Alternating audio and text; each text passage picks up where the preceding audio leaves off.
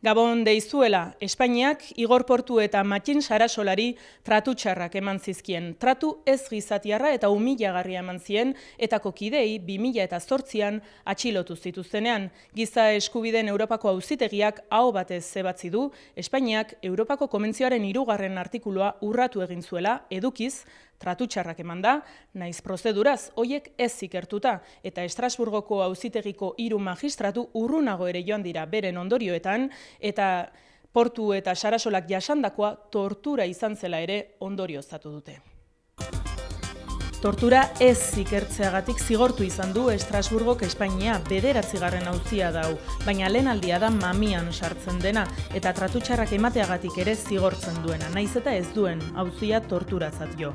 Pozik hartu dute albistea haien gertukoek Sarasolaren anaia gaizkaren hitzetan aurrera pausoa da tribunaletan tortura egiaztatzea. Albistea segaten pozik, segaten ere ez gunun esperantza handigirik, ja senketzen duetan, eta, pozik, bentin, guk lehenotik argi genuen, nola patxere, tribunal baten edo, paugatu ditu da, nola patxere, atxilotu dituztenen, torturatu dituztela bai gota bai mekin. Kateinen torturarekin ez patxere bukatzerik izanen balima, izango litzake, aitortza hori, batzuri bultzatuten guztiek ere, estatuek aitortza hori egiten nola patxere, kasu bakan batzuk ere, tribunaletan egiaztatzek, beti ere pausuak dire, garrantzitsu diren, eta guri ere, nola bat ere pozen baten duguna. Gau baten jesu dugu, eta abokatuek eman digute berria lehen mizi, eta beraiek orain aztertuko dute, pixko bat ebazpena, eta beraiek aztertuko dute kasua, eta garen digute zer egiten. Amaia Aizko abokatuaren ustez ere, apartekoa izan da ebazpena, bere hitzetan, azkenik Estrasburgok adierazi baitu tortura egon dela, Espainian. Pozgarria, oso pozgarria, azkenean Estrasburgok esan duelako tortura egon dela Estatu Espainolean, komunikazio kasuekin lotuta, ez?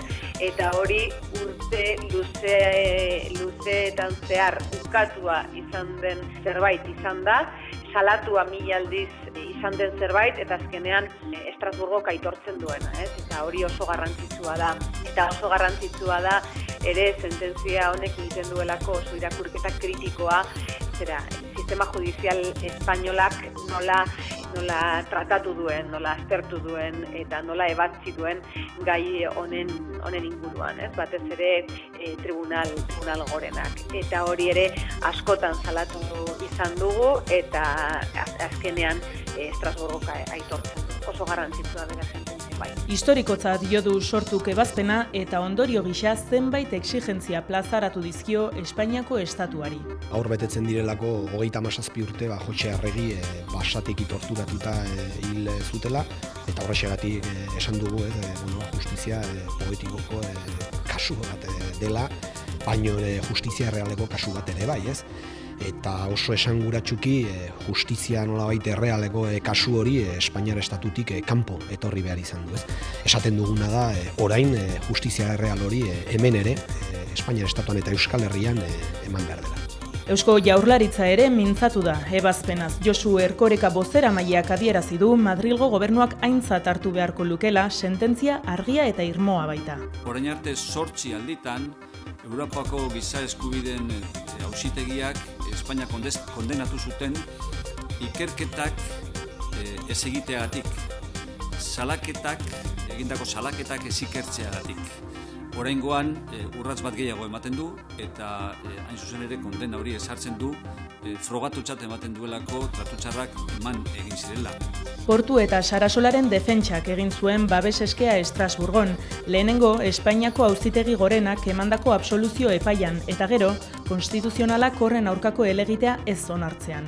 Gipuzkoako probintzia auzitegiak zigortu egin zituen, aurretik polizia operazioan parte hartu zuten 4 guardia zibil, eta frogatutzat eman zuen Portu eta Sarasolak tortura larriak jasan zituztela. Alfredo Pérez Rubalcaba zen PSOEren gobernuko barne ministroa orduan, Guardia Zibilaren bertsioa bere egin zuen eta esan zuen atxiloketa unean ihes egiten saiatu zirela eta horrekin lotu zituen zauriak. Estrasburgok gaur irabazi du, estatuak 50.000 euro ordaindu behar dizkiela Portu eta Sarasolari, 3 hilabeteko epean kalte moralengatik. Gaur bete dira, 37 urte Jose Arregi zizurkildarra torturapean hil zutela eta ordutik da otsailaren 13 torturaren aurkako eguna Euskal Herrian. Arregiren garai bertsuan atxilotuta zeuden Karabantxelgo espetxeko ospitalean ere beste hainbat preso politiko eta haiei esker atera zen ziegatik Arregiren testigantza simple bezain beldurgarria. Berak une baten esan zuen oso latza izan da. Madrilgo Giza Eskubideen Batzordearen arabera, 73 poliziak hartu zuten parte Jose Arregiren galdeketetan, baina 2 soilik prozesatu zituzten, Antonio Gil Rubiales eta Julián Marín Ríos. Gil hil zenean estatuaren, militarren eta Eliza Katolikoaren ohorezko ofizialekin lurperatu zuten. Marin berriz Kitoko Espainiako enbaixadan egon zen, besteak beste, Espainiako Barne Ministerioko agregatu diplomatiko gisa. Amorrua eragiten dio horrek guztiak Arregiren arreba maribiri, baina ez du esperantza galtzen egiazko aitortza jasotzeko. Kondekoratuta bukatu zuen, ez zen amorro bat. Ikusita nola Jose ikusi genduen, gero kondekoratuta eta medaia jasota eta gainiketan nolako bileta bat ikusi dela humilatuta. Espero dut egun batian bai izango duela, estatu poliziak egin da torturatuan egin. Egun hori irizte danean lasaitu edera hartuko den, kondibitatea bain dutan izakaz. Nitxiko egun. Gaur gauean, 11:25 gutxitatik aurrera torturari buruzko saio berezia eskainiko dizuegu 11 telebistan. Atearen bestaldetik saio berezian, tortura euren larrutan jasan duten hainbat herritar izango dira protagonista. Tartean, Miren Azkarate eta Iñaki Uria. Ni konturatu nintzenean, torturen helburu nagusia ni humilatzea eta ni desaktibatzea zela, 18 urteekin, urtebete kosta zitzaidan, barneratzea hori horrela zela, baina konturatzen nintzen momentuan esan nuen, hau balin bada nahi dutena, nenekin jai dute. Eta ez dute lortu, beste batzuekin zoritxarrez lortu dute militatzeari uztea, desaktibatzea, bizitza lasai batera matea, eta mobidetatik edo pixka bat ate gelditzea, baina nerekin ez. Zein dan txosten horretan, 2000 eta piko testigantza daude, eta dira sinesgarriak. Ez orduan hor badago, urte luzetan gertatu da, eta ez dakit hori nirekin gertatzen da, ez hori bortxakeria instituzionalizatu bat. Ez hori dago estatuaren bortxea, negitu gauza lortzeko, batzutan informazio da, beste batzutan da nolabait juizioak irabazteko zeak ez, frogak bilatzea, eta beste batzutan da beldurra sartea, bai jende tarte batean edo gizarte osoan. Nik uste horrelako gauza bilatzen dituztela, eta normalean lortu izan dituztela.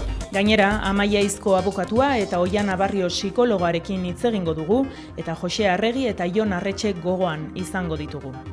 Esan bezala, 10:00 pasata izango da hori, baina aurretik egunak emandako beste zenbait konturi emango diegu errepasoa titularretan.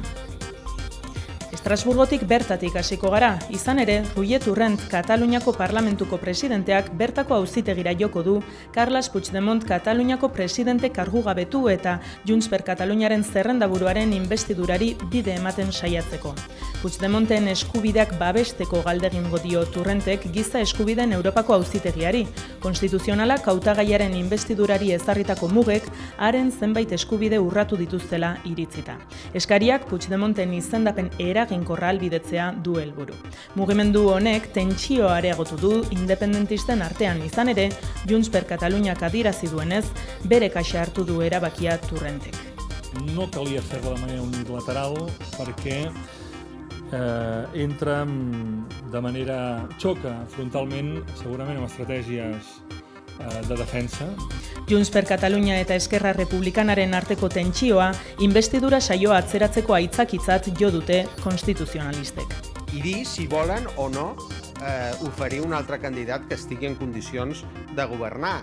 i el senyor Torrent ha de vetllar pels interessos del senyor Puigdemont, els drets del senyor Puigdemont, però també la resta. Qui vagi a aquest tribunal no sigui el mateix senyor Puigdemont, sinó que vagi el senyor Torrent, que sembla que vulgui dissimular, per això parlem de postureo. Bestalde, pentsiodunek protestan segitzen dute, ezinegona eta amorrua erakutsi dute azken 3 asteotan Gasteizen, Iruñean eta atzo Bilbon egindako mobilizazioetan.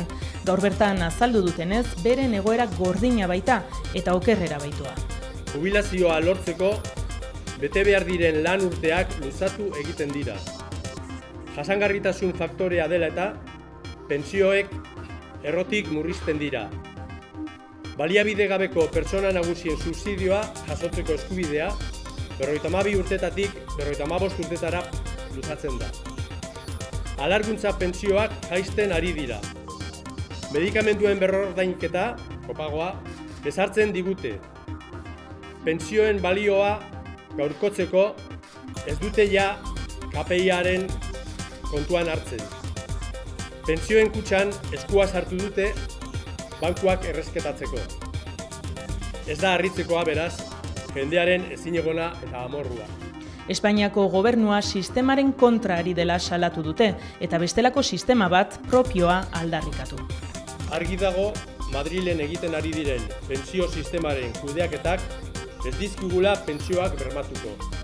Horregaitik, etengabe presionatzen gaituzte pentsio plangintza pribatuak egin ditzagun. Ez dute bere sistemarengan sinisten. Beraiek ondoratu dute, eta horregaitik diogu, sistema bera aldatu behar dela. Beste eredua behar dugula. Hurbilagoa, parte hartzailea, guk geuk sortutakoa. Diru sarrerak eta gastuen antolakuntza eta kudeaketa geure lurraldean egitea ahalbideratuko duena. Datorren ostegunean, hilak 22an manifestazioa egingo dute Bilbon eta jende asko mobilizatuko dutelakoan dira. Konbentzituta bai gaude, Hego Euskal Herriko pentsiodunen gehiengoak bat egiten duela helburu hauekin. Izan ere, 680.000 pertsona horietatik, asko eta asko pobrezia mugaren azpiko pentsioa jasotzen ari dira, bereziki emakumeak. Eta Rajoyren gobernuaren neurrien kontra bakarrik ez, Macronen gobernuaren lan erreformaren aurka ere mobilizatzen ari dira. Tirabira ekimen ibiltaria iritsi da Baionara. Hendaian ekin zion bideari eta 10 egunez alarma sozialaren berri eman du lantokiz lantoki. Lab sindikatuak brigada sozial bat antolatu du orain eta Frantziako lan erreformak eragin litzaken atzera pausuen aurrean protokolo bat jarriko du martxan. Benetan indartuak sentitu gira gure bi egitasmoetan.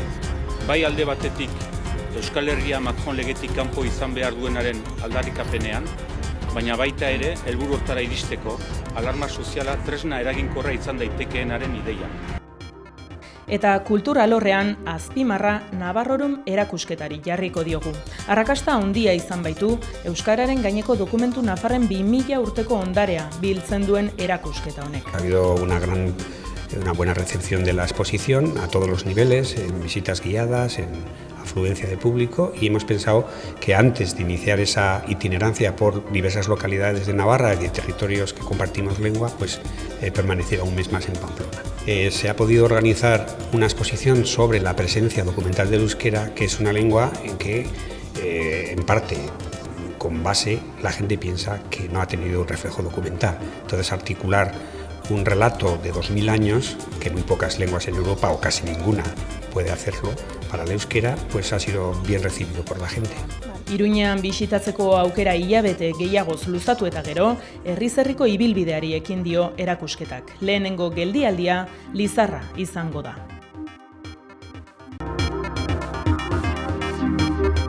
Atxilotu zituztenetik 10 urte igaro direnean eta torturaren aurkako eguna dugun honetan, Estrasburgok zigortu egin du Espainia Igor Portu eta Matxin Sarasolaren torturen inguruko auziagatik. Europako Konbentzioko 3. artikulua edukiz eta prozeduraz urratzea leporatu dio. Eta sortu alderdiak egindako lehen balorazioan historikotzat jo du sententzia hori eta esan du ondorio gisa zenbait exigentzia plazaratzen dizkiola Espainiako estatuari.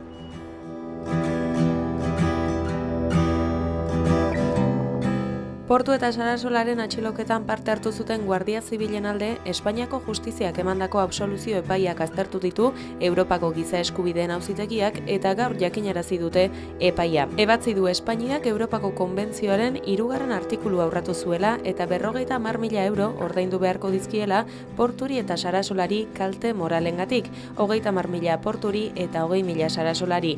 Pozik hartu dute albiste haien gertukoek, Sarasolaren anaia Gaizkaren hitzetan, aurrera pausoa baita tribunaletan tortura egiaztatzea. Albistea segaten pozik, segaten ere dugun hola esperantza handigirik jarria sententzionetan, eta pozik bentin guk lehenotik ari genuen, nola patxere tribunal batean edo jogatu ditu da, nola patxere atxilotu zituztenen, torturatu zituztela bai gauza bainekin. Katein torturarekin ez patxere bukatzerik izanen balima, izango litzake aitortze hori batzuri bultzatuten guztiek ere estatuek aitortze hori egiten nola patxere, kasu bakan batzuk ere tribunaletan egiaztatzea, beti pausoak dire, garrantzitsuaren eta guri ere nola batxere pozen baten duguna. Gau baten jaso dugu eta abokatuek eman digute berria lehen mizi eta beraiek orain aztertuko dute, pixko bat ebaztena eta beraiek aztertuko dute kasua eta erralen digute zer egiten. Beste zigor epai batzuetan Estrasburgok ebatzi izan du Espainiak ez dituela behar bezala ikertu tortura salaketak. Oraingoan ordea frogatutzat jo ditu torturak. Testuinguru esanguratsuan etorri da gainera sententzia eta justiziaren adibidetzat hartu du sortuk. Gaur betetzen direlako 37 urte Jotxe Arregi basatiki torturatuta hil zutela eta horrexegatik esan dugu justizia poetikoko kasu bat dela, baino justizia errealeko kasu bat ere bai, ez? Eta oso esanguratsuki justizia nolabait errealeko kasu hori Espainiar estatutik kanpo etorri behar izan du, ez?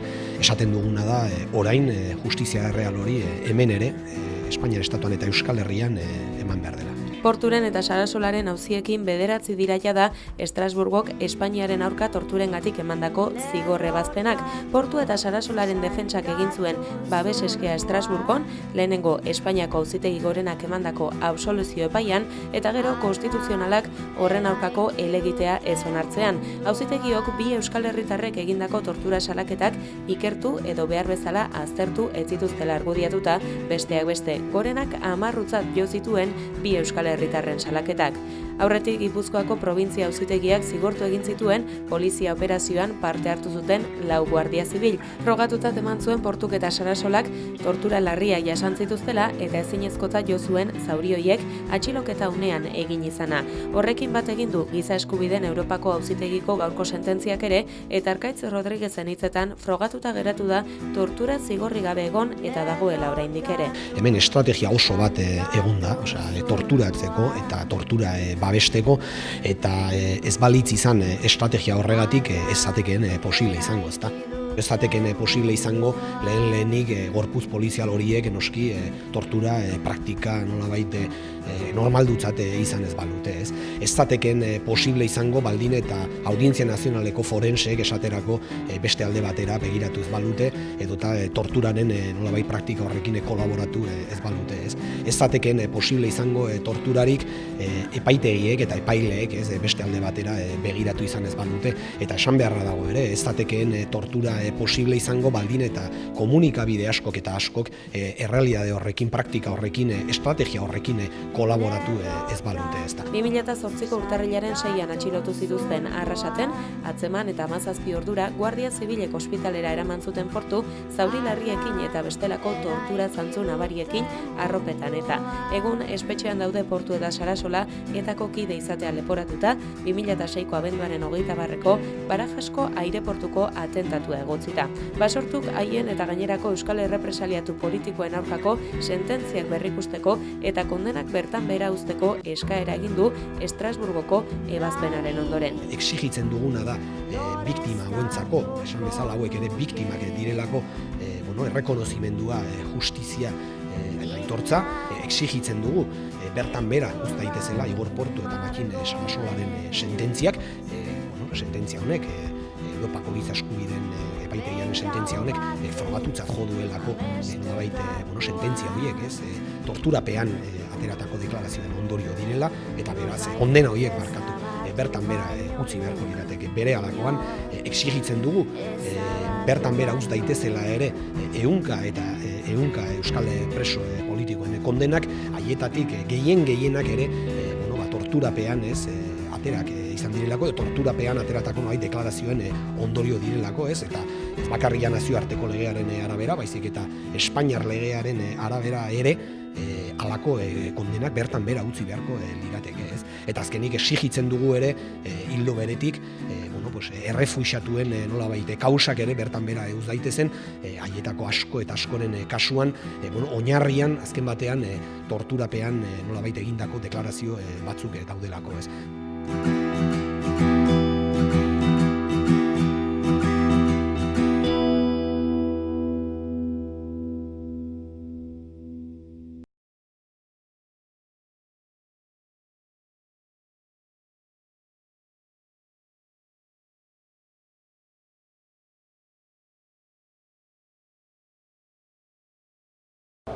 Yo no conocía a Miquel Zabalza, pero me hubiera gustado mucho conocer a Miquel Zabalza. No conocía a Miquel Zabalza, pero sé las cosas que le gustaban a Miquel Zabalza, porque Miquel Zabalza también era un joven de Euskal Herria como yo, y a Miquel Zabalza seguro que le gustaba la verdad y la justicia que ahora vamos a intentar darle nosotros. Yo no conocía a Miquel Zabalza, pero de alguna manera aquella noche yo también morí un poco en aquel río. Yo no conocía a Miquel Zabalza, pero Miquel Zabalza también de alguna manera ha vivido siempre conmigo. Aunque no conozca a Miquel Zabalza, mi testimonio será siempre un poco la voz de Miquel Zabalza. De la detección mía mataron a uno de los detenidos. Por las torturas que nos hicieron, pues a él le hicieron lo mismo y lo mataron, ¿no? Que fue Miquel Zabalza, que luego ellos inventaron la historia de que se había escapado con las esposas por el río Bidasoa para huir a Francia. Fueron 10 días incomunicados con la Liga Antiterrorista, pero bueno, o sea, donde claro, los guardias civiles que nos detuvieron eran los mismos que habían hecho 2 años antes lo de secuestrar a ese Zabala, matarlos y enterrarlos en Calviva. Ya los habían enterrado en Calviva, lo que pasa que no se había demostrado, pero eran los mismos, y a mí me lo decían allá en Inchorrondo. Era el principio del GAL, eran ellos los del GAL, ellos te lo decían además, me decían, ¿tú sabes quién es el GAL? Y yo pues me imagino, es que yo soy del GAL, digo, pues sí, claro que sé que tú eres del GAL, si no hace falta más que verte, ¿no?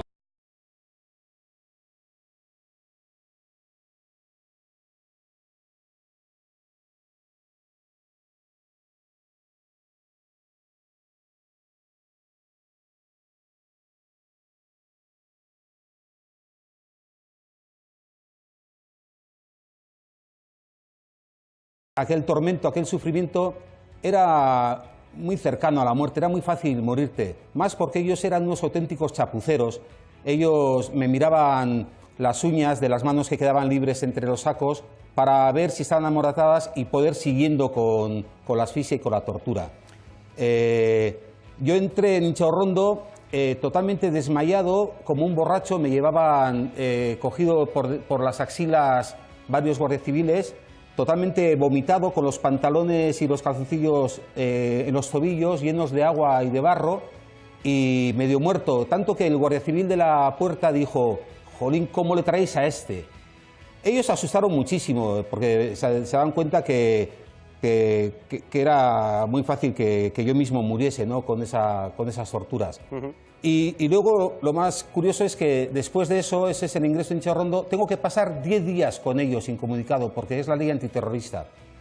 Y eso es el paso por Inchorrondo. En Inchorrondo conocí a Galindo en persona, porque cuando estaba desnudo, como me tenían después de haberme llevado, ellos me pusieron unas inyecciones para reanimarme, trajeron calefactores de todo el cuartel, porque hacía mucho frío y veían que yo me podía morir también. Me echaron una manta por encima y me pusieron un cucurucho de papel de periódico, como un capirote, para que no les viese. John, y estando en esa situación... Sí. Perdona, es que me interesa, tú tuviste enfrente al coronel Galindo. Eso es, estando así, como te digo, desnudo, recién pasado por el río, muerto de miedo. Yo tenía 21 años. Es fácil imaginarte a un joven de 21 años, cualquiera que tenga un hijo de 21 años, yo mismo tengo una hija de 20 años y es fácil imaginarme el terror de esa persona desnuda en manos de la Guardia Civil después de haber pasado por el río con un cucurucho y desnudo. Y en ese momento yo me di cuenta que alguien importante había entrado porque se movía de una forma especial y entonces me quitaron el cucurucho y enfrente tenía, bueno, como tengo ahora mismo en la televisión, enfrente tenía al señor Galindo. ¿Te dijo algo? Me dice, ¿Habló contigo? Sí, hablamos. Me dijo, ¿tú sabes quién soy yo? Y dije, sí, usted es Galindo. Me dice, ¿qué pasa? ¿Que tu comando me andáis siguiendo? Y digo, no, hombre, yo le conozco por la prensa, porque usted es conocido. Entonces me agarró de los testículos, me los apretó y dijo, mira, tú aquí has venido a hablar, y si no hablas, te voy a apretar de los huevos hasta reventártelos. Arrakasta handiarekin izan da Iruñan Navarrorum erakusketa iraietik urtarrilera bitarte. Espero baino jende gehiago gerturatu da Nafarroako artxibora euskararen inguruko dokumentuen erakusketak erakarrita eta hilabete gehiago luzatu behar izan zuten bisitatzeko aukera. Orain otsailarekin batera herriz herriko ibilbideari ekin dio erakusketak. Lehenengo geltokia Lizarra izan da, dagoeneko ikusgai dago bertan. Ha habido una buena recepción de la exposición a todos los niveles, en visitas guiadas, en afluencia de público, y hemos pensado que antes de iniciar esa itinerancia por diversas localidades de Navarra y de territorios que compartimos lengua, pues permaneciera un mes más en Pamplona. Se ha podido organizar una exposición sobre la presencia documental del euskera, que es una lengua en que, en parte, con base, la gente piensa que no ha tenido un reflejo documental. Entonces, articular un relato de 2000 años, que muy pocas lenguas en Europa, o casi ninguna, puede hacerlo, para el euskera, pues ha sido bien recibido por la gente. Ikerketak izan duen erronka nagusia 1000 urte baino gehiagoz idatzi ez den hizkuntza baten bilakaera historikoa idatzizko dokumentuen bidez erakustea izan da. Euskarak kultura ondare gisa izan duen balioa nabarmentzea izan baita xedea. Hori dela eta euskarak aintzinako Erromatik 19. mendera arte izan duen agerpena jasotzen duten dokumentuak aztertu egin dituzte. Beti ere Nafarroan sortutako idazkiak edota idazle nafarrek egindakoak aukeratu dituzte. Linguae Navarrorum izena jaso izan baitzuen euskarak urte askoz. Eta horrela ere esan izan baitzion Antso 6. jakituna erregeak duela 850 urte sinatu zuen dokumentuan. Erakusketa 6 bloketan bilduta dago bakoitzak gai bana lantzen duelarik. Ildo horretan, euskara idatziaren lehenengo aztarnetatik hasi eta beste hizkuntzen etorreraren ondorioz euskarak bizi izan zuen atzerakadarainoko bidea ikertzen du erakusketak. Hainbat jatorri dute erakusketan ikusgai dauden idazkiek.